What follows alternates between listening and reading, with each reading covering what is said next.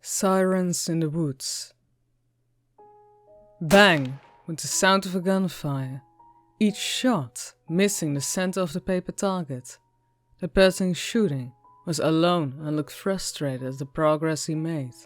He lowered his hunting rifle, and a person, presumably his friend, gave him a pat on the back. "You got a lot of work ahead of you, Jerry," a man said in a calm voice. "But you're getting better. None have missed a target." "Yeah, but none hit the center either," Jerry pointed out as he took out his earmuffs. "It's better than missing," he said before walking away. "But if you like the rifle, go ahead and get it. Besides, you need something for the hunting trip." The man laughed a little before walking out of the room. Jerry looked at his rifle and once more, only to sigh afterwards. He walked out of the room and went up to the cache. While doing so, another man walked in. He had blonde, shaggy hair, a shallow beard, and skinny body. "Austin," Jerry said to him. "You picked out your gun?" he asked, as he walked up to the counter. He then picked it up and examined it thoroughly. "Marlin Model 336. I've never saw you as a level action kinda guy, but hey, it's whatever works." "Is that bad?" Jerry asked worriedly. No, it's just different, that's all," Austin reassured. "Mark is waiting for you, so I'll be in the truck." He then walked out of the building, leaving Jerry alone with the cache, thinking to himself. Jerry was exactly sure if he was ready for hunting, but he also didn't want to disappoint his brother. Buying the rifle, Jerry walked out of the building and climbed in the back of the truck. He began driving shortly after he got in. Austin, then the map, making Jerry confused. "Are we not going to our usual spot?" Jerry asked Mark. "Nah, not today. I wanted to go somewhere new. Our usual spot was taken by Dave's little camp trip with his kids," Mark responded. "Oh damn. So, how far away is this one?" Jerry asked. "About an hour longer than the usual spot takes to get," Austin answered. Jerry then nodded and sat back comfortably in his seat. He then opened a book he left back up there, because he knew he wouldn't really be talking like they would be. To him, all of this was new. Mark, his older brother, always went hunting with his dad when he was younger, while Jerry wanted to stay home. This was the only occasion he would go, because it was Mark's birthday. He felt a little nervous, hoping he wouldn't actually have to kill anything. Along the ride, he could hear Mark and Austin chatter about what they could hunt and guns he didn't even know about because of their names. It wasn't shotgun or rifle. It was more specific names like Winchester. Jerry kept quiet, knowing nothing about what they were talking about. Though it was long before Austin looked over and called his name. "Yo, Jerry, what's your favorite gun?" "Everyone has one they like," Austin said, who looked curious. I don't really know," Jerry said, awkwardly. "You should have expected that he's never used a gun, really," Mark said to Austin. "Yeah, you're right," Austin said before going back to his original position. After some time, they found themselves going up to a long dirt path. Jerry looked out of the window, thinking to himself that it was almost time to go hunting. They finally stopped somewhere. Mark and Austin got out of the truck and walked around the back, Jerry soon following them as they got out.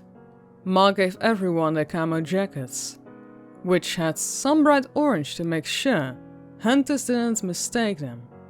Each had a rifle and were ready to go. "Alright, Austin," I know you want to go alone, but we gotta teach Jerry here, Mark said. Fine, let's make it quick, Austin said, who looked disappointed. Is hunting ever quick? Mark chuckled as he walked off. Austin said something under his breath, but none of them heard what he said and continued to move on. Walking through the woods, it felt eerie to Jerry. He didn't feel particularly safe, but he didn't feel scared. It was quiet. Barely any birds were heard, but you could only hear the footsteps of the group itself. And suddenly, they all stopped as they heard a weird noise. It was loud, so it was far. The hell was that? Some kind of siren? Austin asked both of them. A siren? Out here! Mark said with confusion. I heard it too, Jerry said. Maybe you thought you heard a siren, because why on earth would there be a siren in the middle of the damn woods? Mark asked him with more confusion. You sure you guys aren't going crazy? And let's be quiet and listen again. And if there's nothing, then maybe we just heard something else, Austin suggested. Jerry and Mark nodded and stayed quiet. As they stayed quiet, however, they did hear something else. They turned their heads in its direction and saw a deer walking alone. Get down! Mark ordered while whispering. They all crouched down. Mark helped Jerry focus on his rifle towards the deer. Shaking, Jerry was having a hard time aiming at the deer. It's alright. Just aim for its head and it's done, Mark said with a smile. Jerry couldn't find the confidence. His hand kept shaking and he lowered his rifle. Mark looked in confusion. What are you doing? He asked. I can't shoot it, Jerry said weakly. You got to be kidding me, Austin said frustrated. He then aimed his gun at the deer. Before he could shoot though, Jerry pushed his gun to the side. Austin shot as he did this. Missing a shot caused the deer to run away.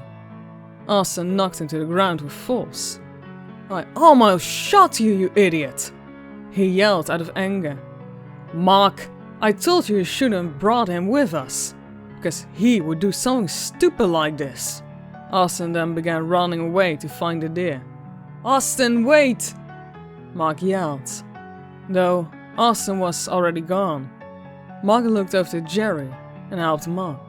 Even wiped the leaves and sticks that got stuck to his coat. I'm sorry, Jerry apologized. Don't worry about it. It's just how he is, he said calmly. No, I'm saying it to you. Wait, why? I didn't pull the trigger like you wanted me to. Hey, don't worry about it. I knew you wouldn't pull it. Then, why did you bring me if you knew I wouldn't kill anything? Because I wanted to spend some time with my brother. I know I wasn't the best when I was younger, but I wanted to be with you. Wanted to hang out while doing something I really don't like. Jerry gave an awkward smile. Like I said, not the best here, Jerry said. Then both had a chuckle. Anyway, Mark began, we should head back to the truck and go get up some tents. What about Austin? Jerry asked, concerned. He'll be fine. He's got a walkie-talkie, so if he needs to find out where we are, he'll give us a call. Oh, alright then, Jerry said. They both walked out to the truck, but as they did, Jerry thought he heard sirens again, but ignored it. Eventually, they got to the truck, and Mark quickly pulled out some boxes. These have tents. You go ahead and make yours. Hopefully you remember how to make one? Mark smirked. Boy Scouts didn't teach me for nothing, Jake said. They both began making their tents, but it felt like a couple of hours as they did it. Mark was even struggling a bit, checking his watch. Mark realized they've been out for a few hours. Not only that, but there hasn't been anything heard from Austin. Being slightly concerned, Mark called out for him on the walkie-talkie. "Austin, do you come in?" he asked, as he waited for a response. When there was no answer, he asked, "Austin, are you there?" Both Jerry and Mark waited to see if there would be an answer. Nothing but silence came from the walkie-talkie. "Austin!" Mark yelled. Then out of nowhere, "Mark, would you shut up for 2 seconds? I was trying to shoot a deer, and now you scared it off," Austin said in an angry tone. "Well, I was worried about you, and you weren't saying anything," Mark explained. "Well, I'm on my way back. I can tell the sun is setting now," Austin said. Something fell off though, at least to Mark and Jerry. It was the sound of sirens in the background. It went beep, beep, beep, like an emergency on a phone. "Austin, what's that noise?" Jerry asked. "Oh, I hear these sirens going on and off lately, around here, and can't find out where it is. It's going louder lately, and it's kind of freaking me out." Then in the background, footsteps could be heard on the other end of the walkie-talkie. "Austin, something is walking near you. We can hear it," Mark said. "What are you talking about? It's only me walking around here. I don't see anything but..." He went quiet. "But what?" Jerry asked. Everything went silent till a loud siren noise went through the walkie-talkie, killing their ears. "Jesus Christ!" Jerry said while covering his ears. Mark quickly turned over the walkie-talkie and looked at Jerry. "The hell was that?" Mark said. "I don't know, but that's not right," Jerry said with fear in his tone. "We have to find him," Mark said. "Are you crazy? Have you not watched a horror movie?" Jerry asked him. "This isn't a horror movie, and I'm not leaving my friends behind," Mark yelled. "So either you're staying here, or you're coming with me." Jerry knew if he left his brother to go by himself, he would feel nothing but guilt. "Fine, I'll go," Jerry said reluctantly. "Good. Now grab your gun and your flashlight, and let's go," Mark ordered. Without any hesitation, Jerry grabbed his rifle and flashlight. Soon they both ran into the woods, though none of them saw where Austin could be. "Listen for sirens," Jerry said. "I was about to say the same thing," Mark responded. As they ran into the woods, the sun felt as if quickly disappearing. It wasn't long before it was nothing but darkness, and the full moon shined amongst the leaves of the trees. Tired of running, Mark decided upon a decision. "We need to split up. Take this walkie-talkie, don't get lost, and let me know if you hear sirens," Mark explained. "Splitting up is a terrible idea," Jerry pointed out. "It's the only way to find Austin," Mark said. "So please, trust me." Trust was something Mark always wanted from Jerry. Jerry then sighed. "Just don't get yourself killed, please," Jerry pleaded. "I won't. I promise," he said before running into the opposite direction. Jerry then continued to run and listen for the sirens they had been all hearing. "Austin!" Jerry yelled.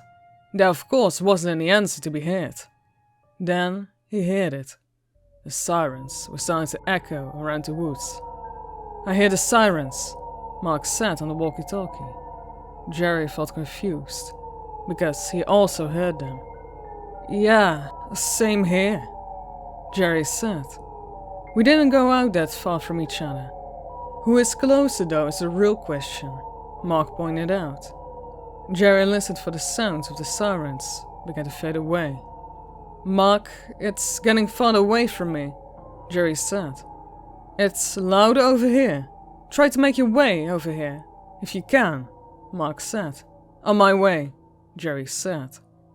As he ran, He could hear the sirens getting louder and louder, but soon as he heard a scream of what sounded like Mark, he saw a flashlight on the ground and ran towards it. The sirens getting really loud at this point. He ran up to the flashlight and looked up, only to a horrifying sight. Mark was in the hand of a creature, tall as a streetlight, head of 2 sirens, and the skin with a texture of rusted metal. "Jerry, help me!" Mark pleaded for help. The mouths were in the sirens themselves and were wide open to chop onto Mark's head.